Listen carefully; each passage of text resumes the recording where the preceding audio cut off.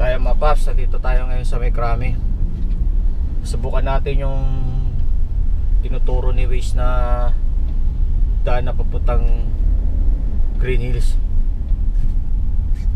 At tinuturo niya dito sa 3rd West Krami. Dadaan tayo.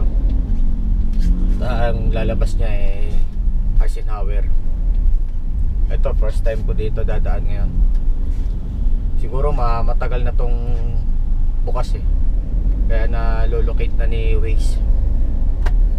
Ito ngayon pa lang ako dadaan dito sa 3rd West Krami papuntang Green Hills, Eisenhower. Ayun, may signage na siya one way tapos to Green Hills.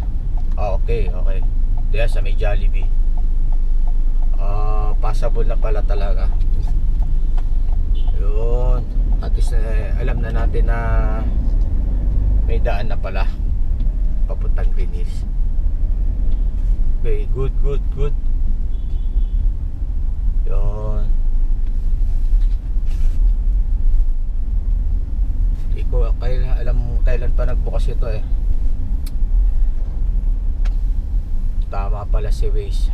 Dati ni-ignore ko si Waze pag pupunta ako dito sa Green Hills ako baka mamaya mali Ayun, at least meron na siyang mabuhay lane na rin pala to Green Hills. Yan. May mga signage din pala ito na yung butas tama. Ito na yung dulo, yung Eisenhower. Okay.